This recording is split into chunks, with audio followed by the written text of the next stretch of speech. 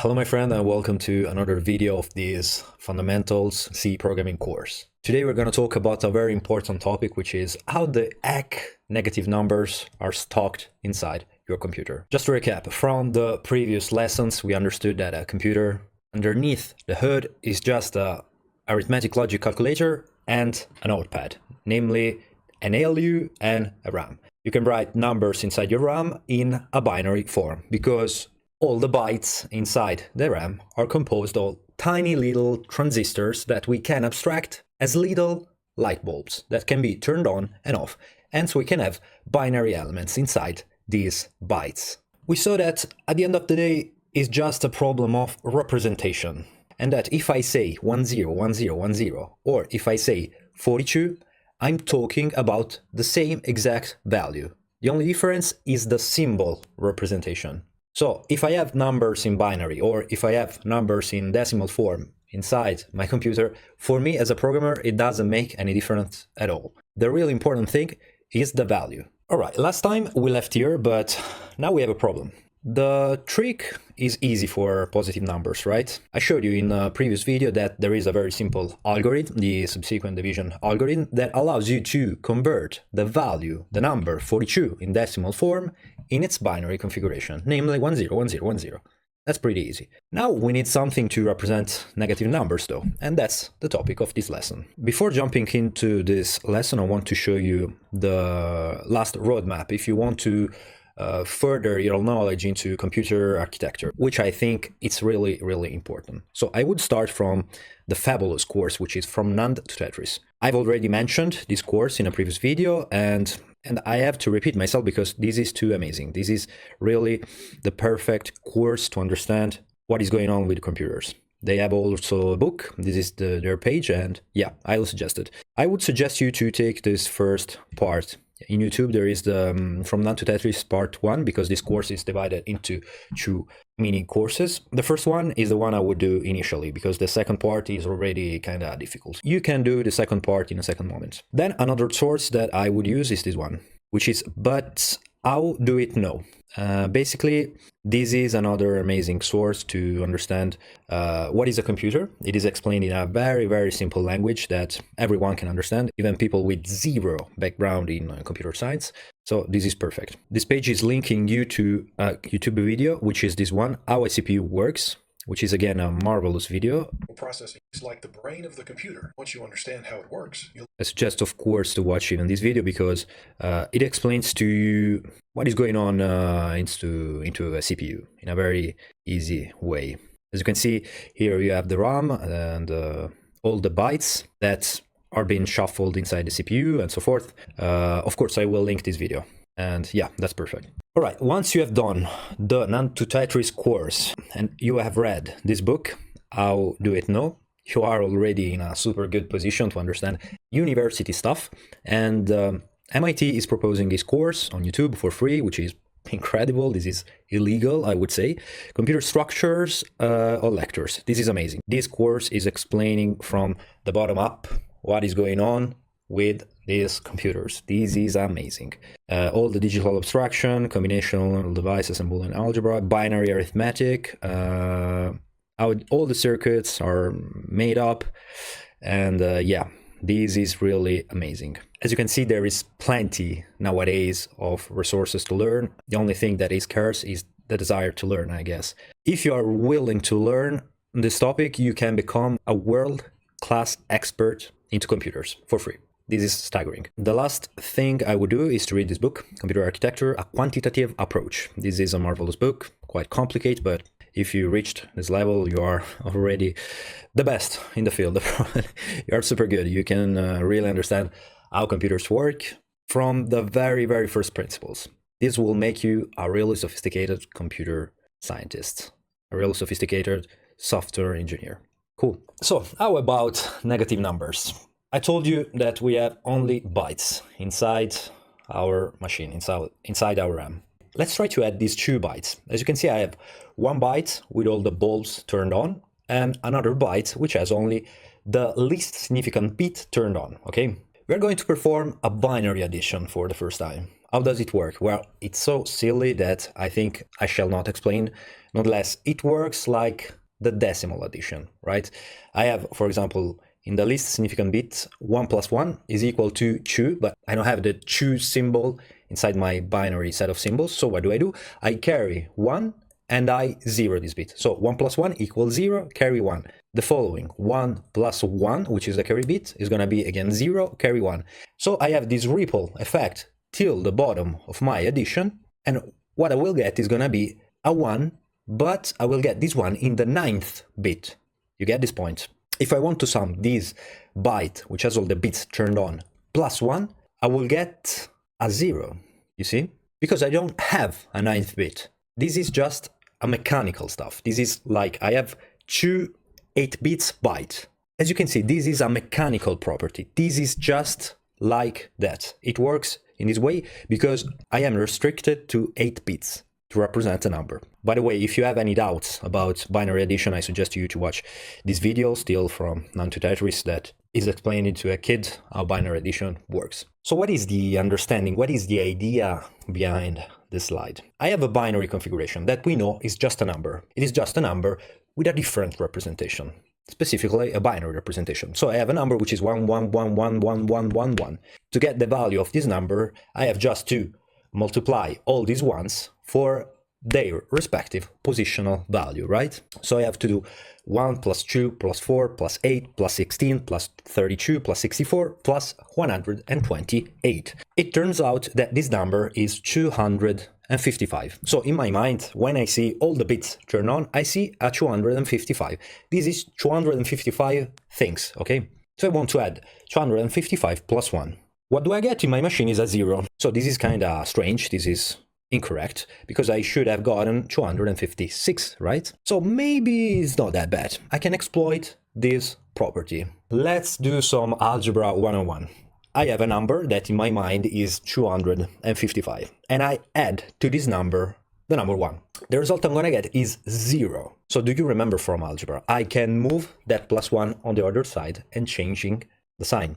So 255 in this specific case, in this specific context, is equal to minus 1, because adding that specific configuration, that specific number, plus 1, get me a result of 0. So this configuration is minus 1.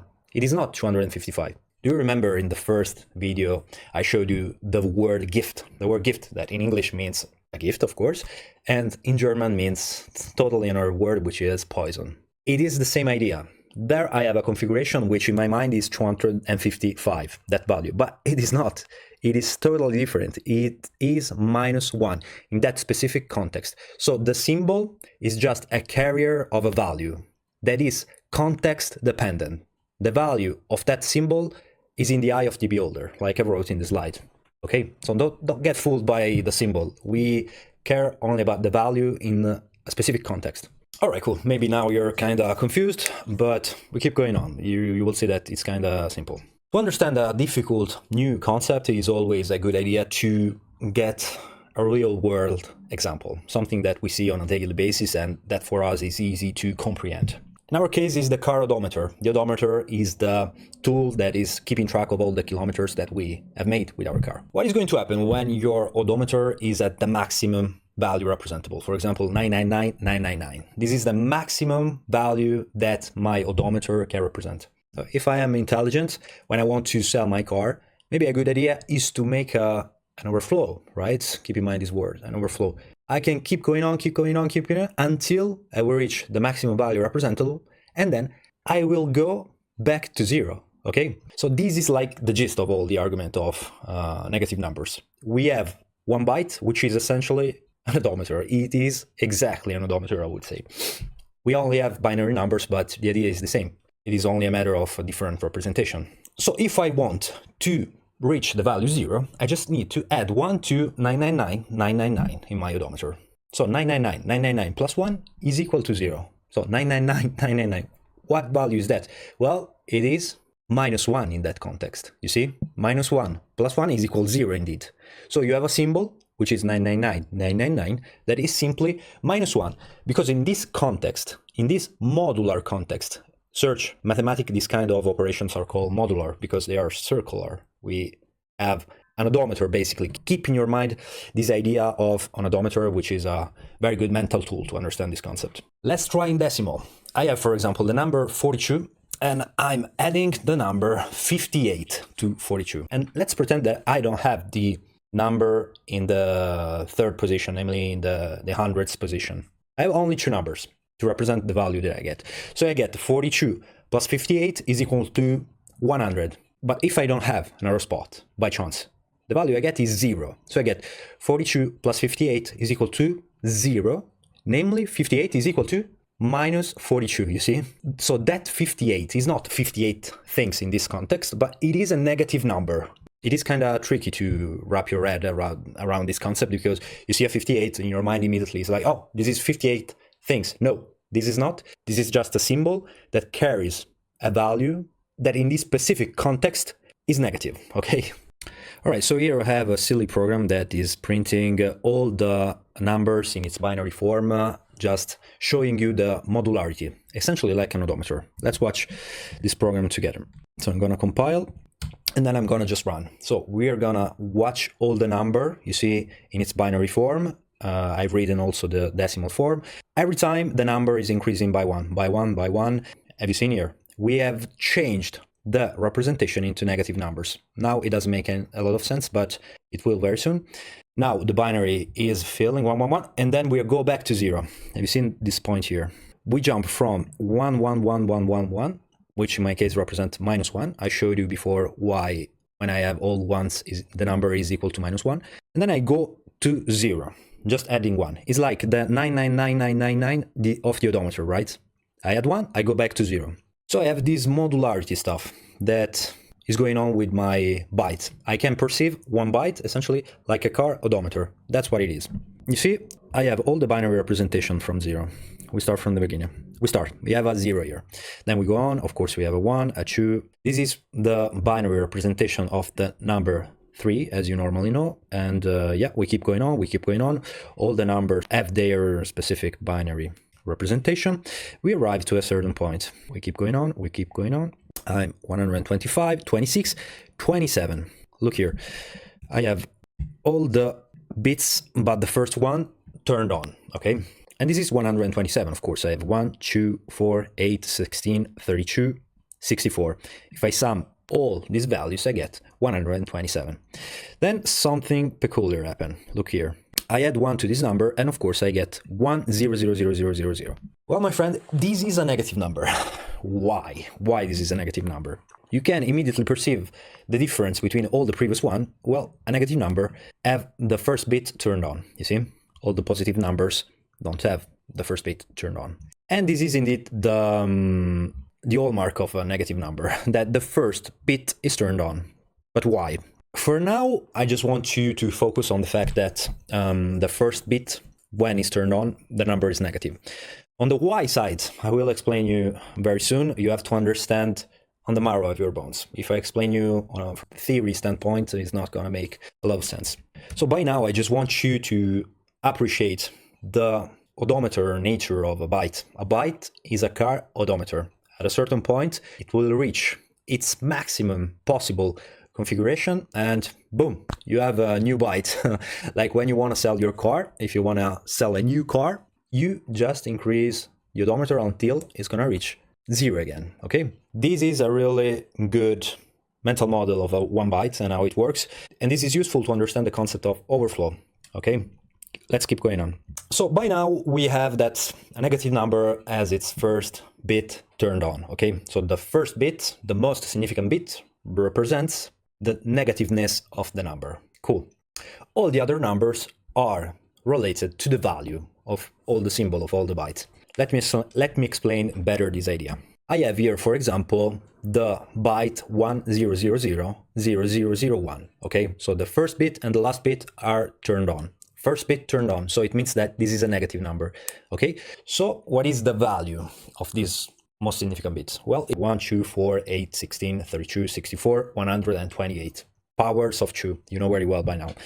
So I have minus 128 and the positive bit plus 1 turned on. How do I get the value of this specific pattern of this specific symbol? Well, I simply do minus 128 plus 1 is equal to minus 127. This is the negative number minus 127. You see how strange it is? It's not really understandable from the configuration that this is a minus 127. Let's go on. Same idea. I have this binary configuration 1000 0010. So it's going to be minus 128 plus 2. What do I get? Well, very simply, I get minus 126. Cool. Last example, I have this other binary number, which is 100100100. Same idea, minus 128 plus 16 plus 2. What number is going to be? It's going to be the number minus 110. Cool. For positive binaries, it is much simpler to understand the value they carry out, because look at that, I have the first bit which is off, so I know that this is a positive number, and so I have only to add the values of the bits which are turned on. So 32 plus 8 plus 2, this is 101010, and we know very well by now that this is the number plus 42. You see the difference? When I want to derive the value of a negative number, I have the first bit turned on, which is the maximum negative value, and then I have to subtract, namely I have to add all the bits positive which are turned on. Keep in mind this image. I have the first bit that is only for negative numbers, and all the other bits are for the positive values. Cool. So this is another program that is gonna print all the binary configurations of all the numbers in a char, okay? So let's compile and run. Boom. Look at this. I have all the numbers that I can represent into one single char. You saw that the maximum value that a single byte can reach is 255, from 0 to 255. That's because with 8 bits, I can have 256 possible patterns, right? So look carefully here. I have all the zeros, which is, of course, the value 0, and all the ones. All the ones is the value minus 1. Of course, I have to subtract to minus 128 all these values. So the result is going to be minus 1. Now the $1 million question, why it works the way it works. For positive numbers, we all agree, right, that this is super simple. This is a 2 because I have this binary configuration, which is 0000 0010. So this is very simply a 2. Now you can understand very well why it is, because I have to multiply 2 per 1, and that's it. This is the value 2. This, for the same line of reasoning, is the value 3. Now the engineers have thought something very interesting, that is the following. I showed you before that if I add this pattern configuration here with this pattern configuration here, I will get a 0, right? I'm talking about this slide here. This is a mechanical property because 1 byte has 8 bits. So this is the way it works. If I add that pattern with this pattern, I get 0. That's mechanical. So the engineers have thought, wait a second, if I add this pattern, which is the value 1, with this pattern, I get 0. So I can say, okay, this is the value minus 1. Why it is the value minus 1? Well, because if I add this 2, I get 0. And I know that 1 plus minus 1 is equal to 0, right? Very simple. That's the same line of reasoning for these 2 values, the same line of reasoning for this value, and so forth. Basically, I have the positive value, which is natural, right? It is like I would write a normal number in binary. And the negative counterpart is that number that, if summed with the positive 1, is gonna give me back 0, okay? That's the main idea. Why all of this? Well, because it is very cozy. I can use addition to get subtraction. If I add these 2, if I add 4 and minus 4, namely if I add this binary configuration with this 1, I get 0. So I'm getting a subtraction thanks to an addition. In simple terms, what does it mean? Well, it means that I don't have to create special hardware to perform summation and special hardware to perform subtraction. I have only one piece of chip, and with this representation I can perform subtraction through addition. This is very intelligent. This is very smart, and it works perfectly. This is not simple, of course. There is a big of understanding that needs to be performed, but that's it. So you see, I have all the positive numbers till the last one that you know very well by now is 127, namely when all the bits are turned on. Then I have something peculiar here. I have the maximum negative number, which is one more than the maximum positive, one more, quote unquote. It means one more 128, but this is negative, of course, so it is not one more, but you understood me. So you have minus 128, that is 1 and all zeros, of course. I have the maximum negative number turned on, and I don't have to subtract to this number anything, because all the bits are 0 here, you see? So do you remember this slide? I have the first bit that it's the maximum negative number, and all the other ones are for the value positive. Then I go up the ladder, and I have minus 127, minus 126, and as you can see, I have the maximum negative value turned on, and 1, for example, here, so I get minus 128 plus 1, minus 127. I go up, and I will reach 1, 1, 1, 1, 1, 1, 1. This configuration is always minus 1. 1 byte, 2 bytes, 4 bytes, 8 bytes. When I have all 1, 1, 1, 1, 1, what do I have? Minus 1. Why? Well, because this configuration, summed with this configuration, which is 1, is going to give me back 0.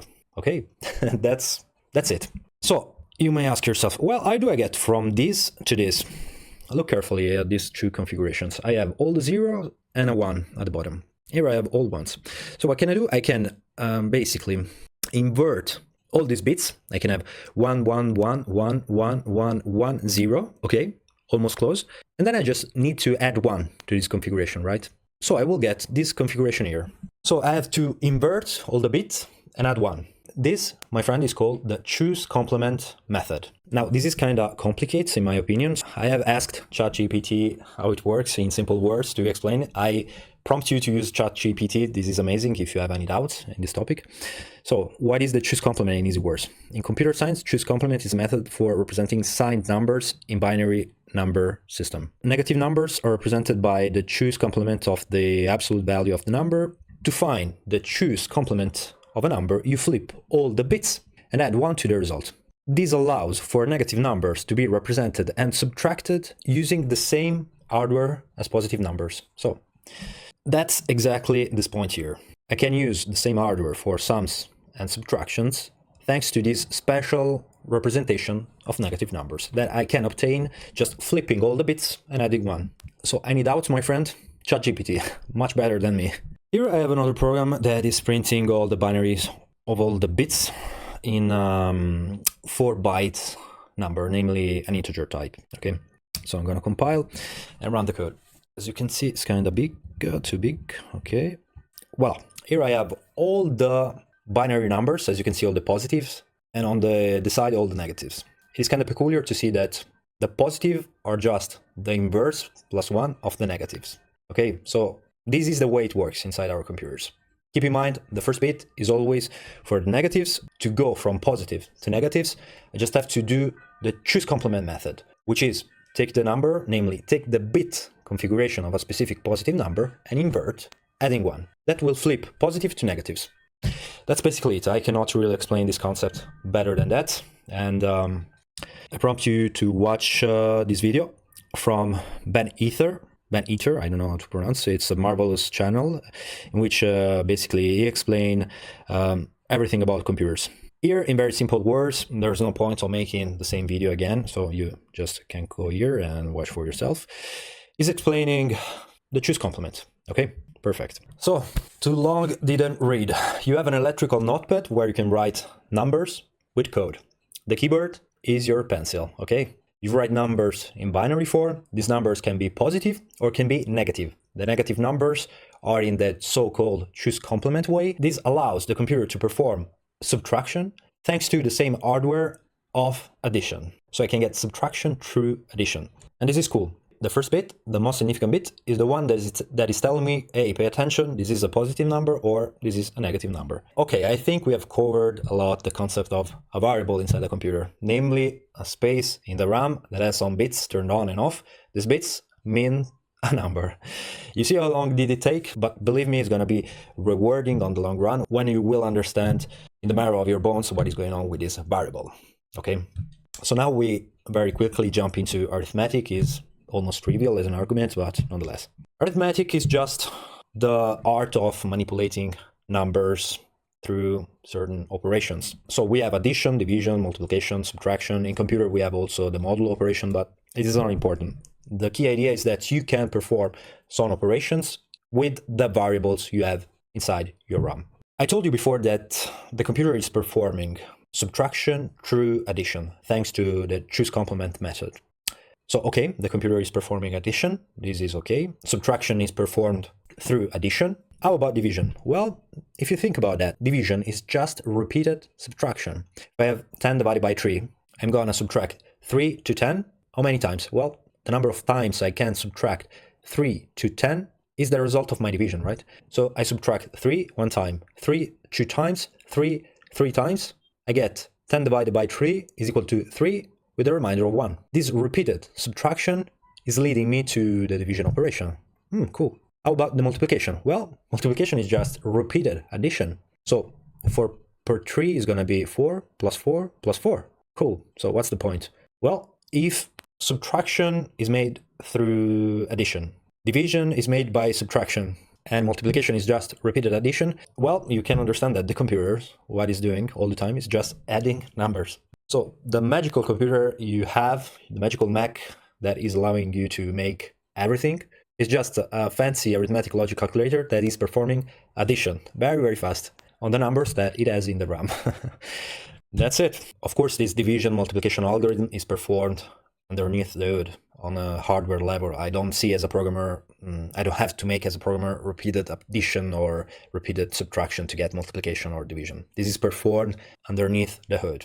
Now I want to show you this very silly program. You can start to appreciate how a C program is made. You can't forget by now about this first line, about this line, which is a comment, by the way, just for us humans, about this, and about this final graph. You may start to recognize this, which is a variable, and this as well is a variable. So I have, dear computer, give me 1 byte. You see here, this is a char. I want 1 byte.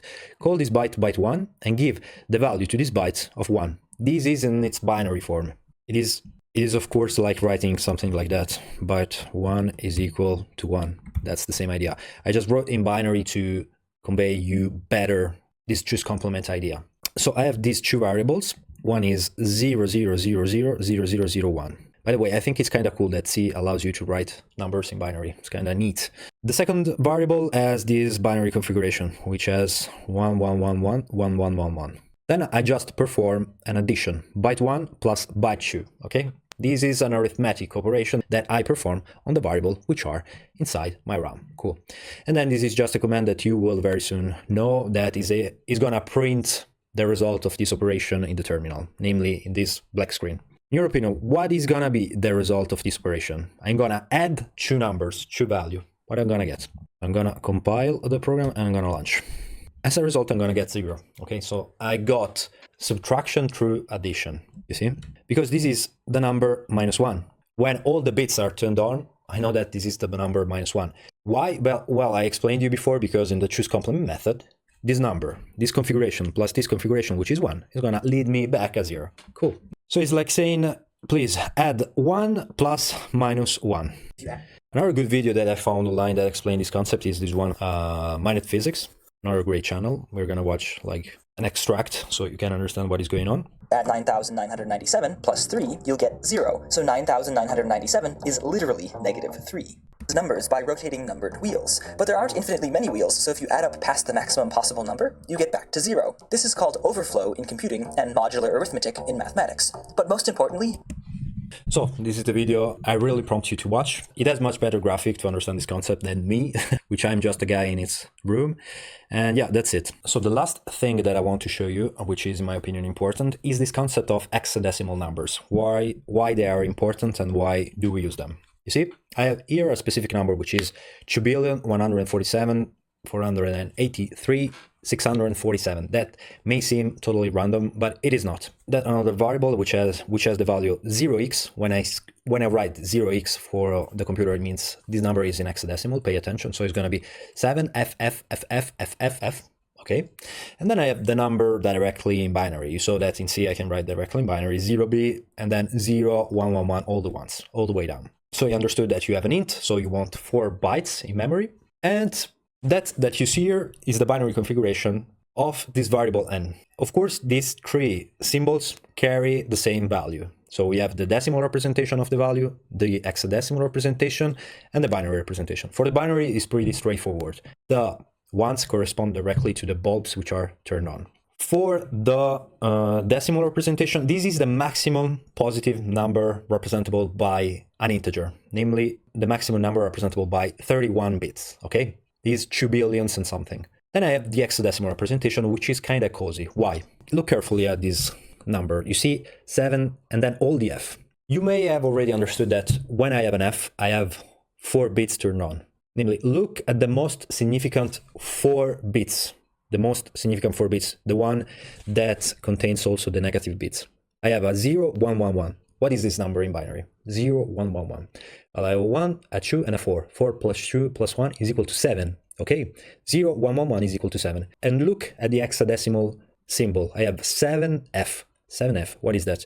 Well, that 7 is the first 4 most significant bits. 7. Then I have an F. What is F? F is 15 in hexadecimal. And 15, how do I write 15 in binary? Well, I need 8 plus 4 plus 2 plus 1. All the bits has to be turned on, like in this case. F is 4 bits all turned on. You see how cozy, how straightforward is to have the hexadecimal notation. I can really control groups of 4 bits inside my RAM. I have 7, okay, the first 4 most significant bits has to be 0, 1, 1, 1 with that 7. And then all F, basically all the other bits have to be turned on. So I can write my variable in the decimal notation, in the hexadecimal notation, or in the binary. Of course, the decimal notation is more intelligible for us that we have to read code. Nonetheless, it is the same idea. Now I want to show you the value 42. 42, you know very well that is 101010. I can write 42 in decimal, pretty easy, or I can write it in hexadecimal, which is 2A. So 2A, the least significant 4 bits are controlled by the A, okay? What is A? A is 10, is the value 10, so it is 1010, 8 plus 2. And as you can see, I have a 1010 in the least significant 4 bits. Then I have a 2. A 2 is the value 2 in hexadecimal, so I have the configuration 0010 in the 4 bits just upper the least significant 4 bits, you see? So the hexadecimal notation is kind of super cozy to control groups of 4 bits. And that's why, by the way, to write addresses, we have the hexadecimal configuration, because it is more compact, it is more succinct, and it is easy to understand these 4 bits groups. You see, I have, for example, in this case, 7FFEECBD99C8. This is a very big number, but it is kind of similar to this 2 billion and something, right? Which is 7FFF, all these F. But, for example, when I have a RAM of 4 gigabytes or 8 gigabytes, I have basically roughly 4 billion slot in memory. So I can decide to write straightforward. This is the byte number 3,182,000,082, for example, in decimal notation, but it's going to be cumbersome and long. Or I can write very compactly, very succinct in its hexadecimal notation. Okay, so this is just a numbers. Everything is just a number. Being it binary, being it in hexadecimal, being it in octal, being in decimal, these are just numbers. The only thing that changes is the representation method. So this is the last program I want to show you, which is going to print the binary configuration of a number, which is this one. In this case, I have the value 42. Let's compile this code and then let's just launch. So as you can see, this is the binary configuration of 42. Cool. I can have the same binary configuration if I do like that, right? 101010, and I have, of course, to write 0b initially. Okay, all right. Okay, I recompile the code and I just run. You see the same configuration 101010.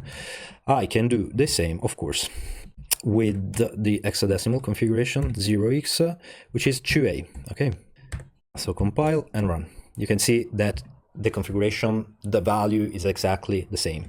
Of course, I don't need to write all the zeros in front, okay, like that for all the bytes of the integer type. This is the most significant byte, the ones in the middle, and the last and the least significant byte, this one. But I don't need, these zeros are not significant like in decimal numbers. This is just a normal number. It has just a specific symbol encoding.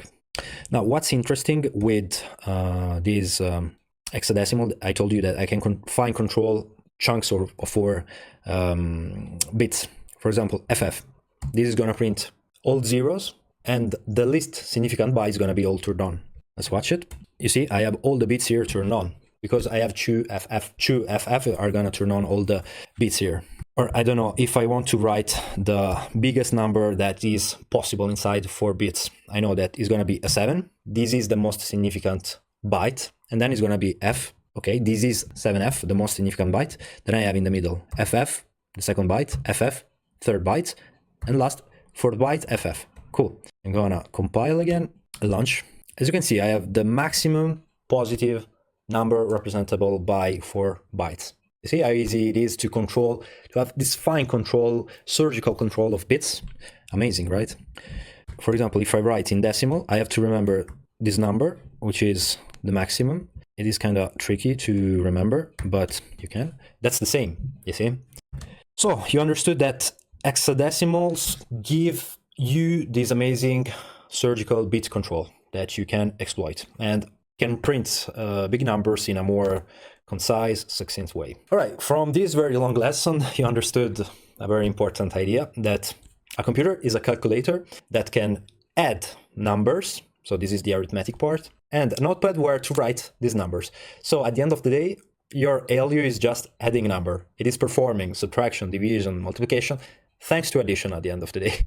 And yeah, numbers are stored in memory in this fancy way, which is called choose complement method. All right, that was a leap. There is a lot to digest. Of course, I prompt you to use these videos like pointers, so you have to search for yourself other materials. There is, of course, ChatGPT. We are in artificial intelligence era, so you can have for free a super master and professor. That's it. We see you on the next video. Enjoy, my friend.